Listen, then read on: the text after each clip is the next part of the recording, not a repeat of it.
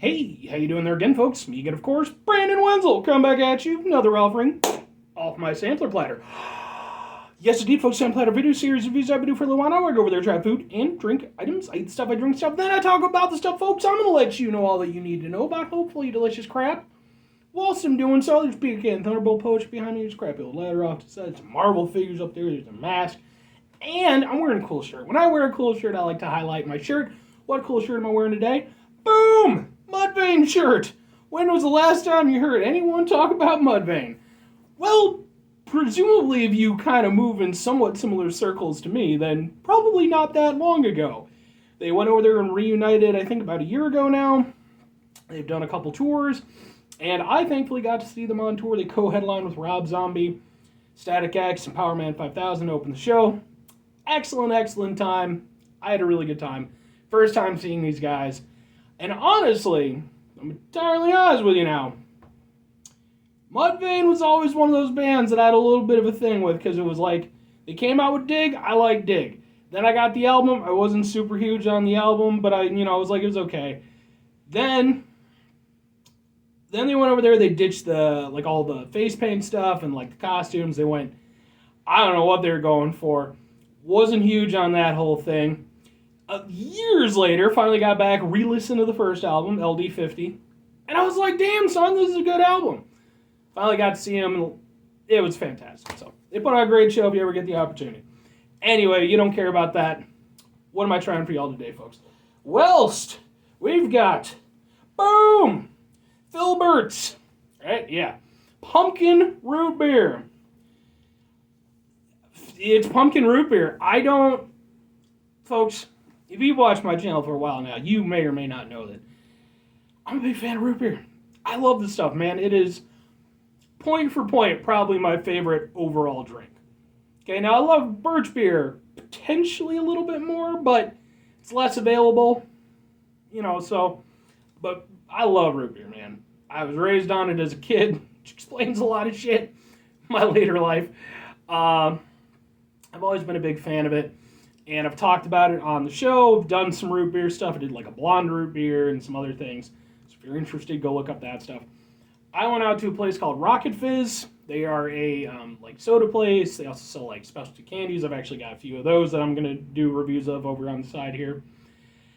And pretty much every time I'm there, if not every time that I've been there, I get a 6-pack of individual bottles, and if not every time, almost every time, have to get at least one root beer. This was my root beer this time, because it's pumpkin root beer. I don't know what to expect from this going in. I don't think I've ever had anything from Filbert's. Apparently it's Filbert Root Beer Co. in Chicago, Illinois, or Chicago. And from 1926, pretty old-ass root beer. I have no idea what to expect going into this, folks. I'm the type of person, when it comes to my root beer preferences, I prefer a more sophisticated root beer, okay? I like something that's got a little bite. I like something it's going to make me think a little bit about what I'm drinking. What I'm saying to you folks is, although I will absolutely drink some A&W and some Mug, they are not my go-to root beers. If I'm doing domestic, Barks is probably the easiest to come by. Dad's, I prefer, but I'll go with it. Then after that, you've got Virgil's, there's a whole variety. Somewhere I've got a whole box just full of weird root beer bottles and cans that I've collected over the years. This one's going to be added to it. So let's try some pumpkin root beer, folks. It's a twist off, so it smells like root beer. It 100% smells. That makes me very happy. Okay, and I'll tell you why. Typically speaking, weaker root beers don't smell that much like root beer when you open them. There's definitely a distinct root beer smell to this. So, it's from 1926, so I'm expecting this to be good.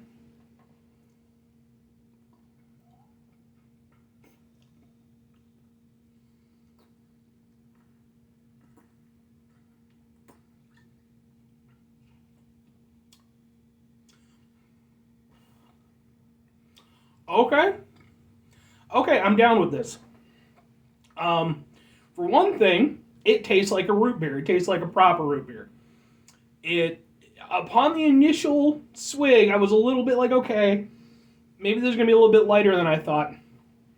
But then it's a little bit of a grower. Once I kind of got a little bit more of that flavor after the first swig, that's when I took the second hit, because I'm like, I need to let this one ride a little bit so I can fully experience what's going on. I am down with this. It is very interesting.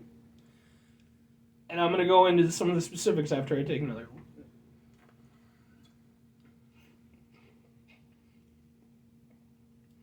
So it's not a particularly harsh root beer. There's not like a huge bite to it. But it has it has a weight to it. That's a weird way to say it. There's, like, when you drink like mug or A&W, and let me express, I'm not hating on those. Like, I will 100% drink a mug or an A&W every now and again. It's just not my preference. But if it is yours, fantastic. Hey, you're drinking root beer. We're on the same team. When you drink one of those, it's just for me, it's a very smooth and kind of wanting sensation. Like, I want there to be more to it. And with this, it starts off smooth, but then it gets kind of a heaviness to it. It becomes, excuse me, and this is going to sound bad, but it's a good thing. It becomes a little bit harder to drink. And for me, that's actually something that I like in a root beer. I want a root beer that's going to make me take pause, because that means that I'm going over there and I'm enjoying it. I'm, taking more away from it than something where I'm just kind of swigging it back like a mug, like an A&W. With this, like I said, it's got a smoothness to it. But then it gets this nice kind of root beer hit to it.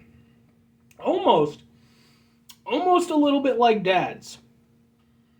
I'm not saying it tastes a huge amount like Dad's, but it has sort of a similar crescendo. Dad's definitely, like, I love Dad's root beer, and it's, for me, it has this wonderful breaking point where it kind of goes up, hits this point, and then it kind of rides nicely down. This has a very similar, like, up point to it.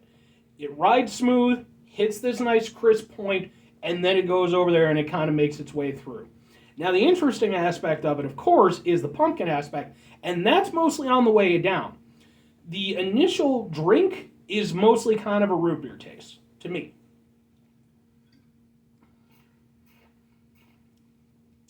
That's a lot of what I'm getting, is just a nice root beer. Then, after you get that crescendo, you get a little bit with the crescendo, and then it kind of drives its way down. And my fear was that in being a pumpkin root beer, it might be basically just pumpkin spiced root beer, which I personally am pretty chill with pumpkin spice stuff. I know it's a point of contention. I'm okay with it. I don't need it to be in everything. I learned that. And with this, I was like, is it going to be just that? But it's not. There might be some pumpkin spice aspect to it, but pumpkin spice honestly has a much heavier flavor than this does, which leads me to believe either they didn't use a lot of it, or conversely, they use some other method to pumpkin it up.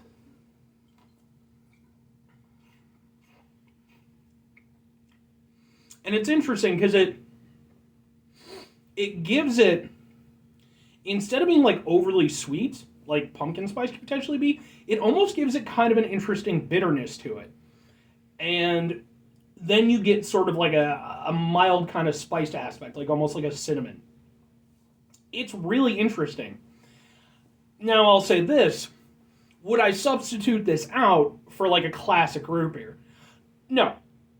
This would be something that I would like to have around autumn, around, obviously Halloween, something like that. Something where it would like feel season appropriate. I think it would be really cool to, maybe just have a 6-pack of these. Something I can go over there and grab periodically to just kind of, bask in the season. I love fall. it's the best season far and away. Like none of the other ones even come close, in my opinion. I'll take winter over summer, though, to be fair. I'm sorry, I don't like the heat. I just, folks over the heat, kiss my ass so much. It's fine if you like the heat. I don't want to hear about it. I hate the heat. I hate mowing my lawn. I hate having to go over there and spend a bunch of money on electricity to go over there and keep the house cool.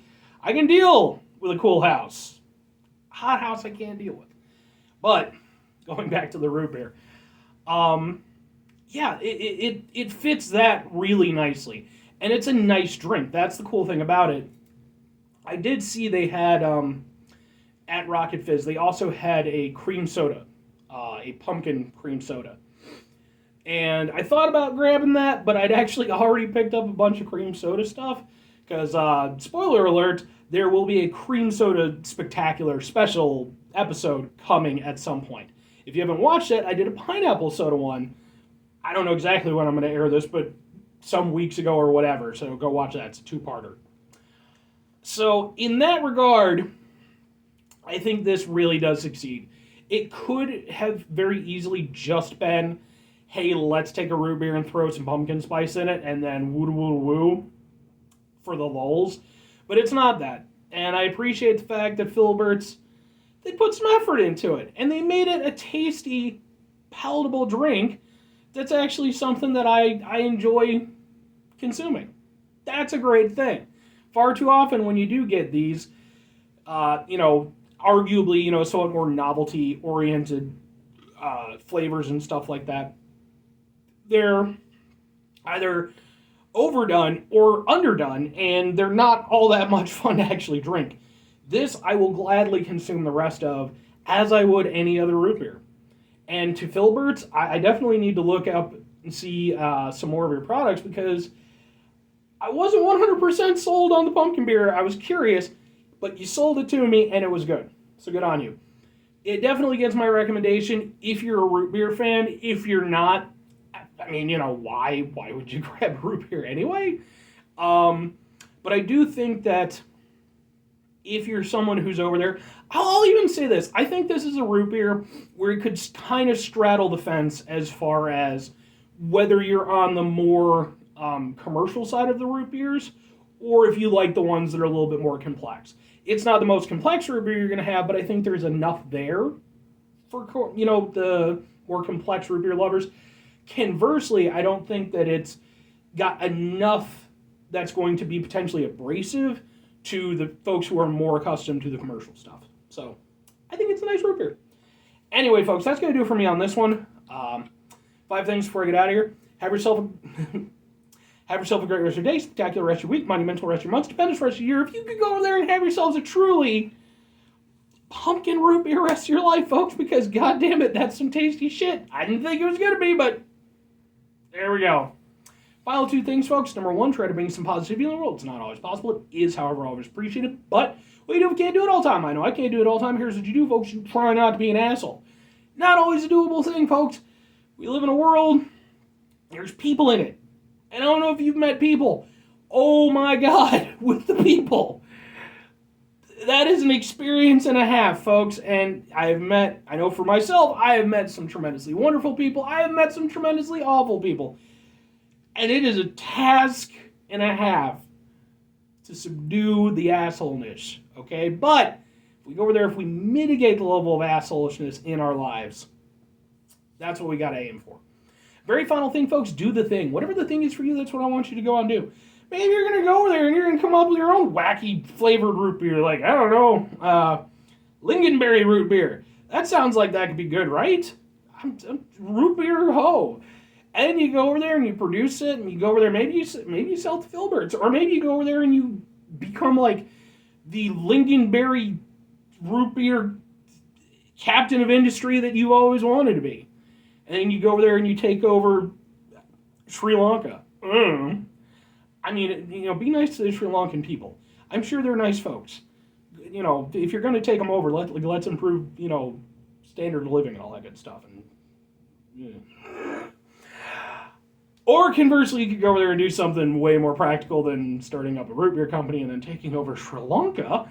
I don't know, folks.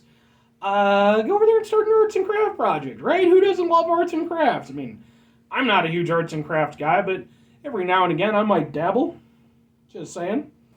Yeah. Bye.